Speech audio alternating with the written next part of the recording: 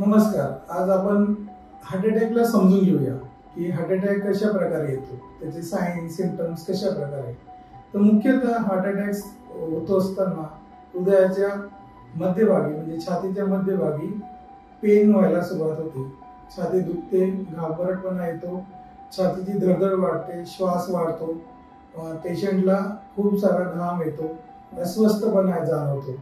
त्याचबरोबर डाव्या हाताला सुद्धा मुंग्या येणं किंवा डावा हात दुखणं असे साईन सिम्पटम दिसतात.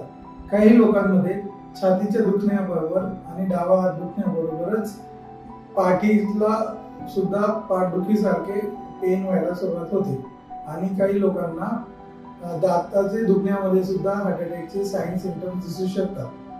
तर अशा वेळेस आपण काय केलं पाहिजे? त्वरितच एक ECG काढून डॉक्टरांचा सल्ला घेतला पाहिजे आणि आवश्यक त्या ठिकाणी ऍडमिट झाले पाहिजे, जेणेकरून लवकरात लवकर ट्रीटमेंट सुरू होईल.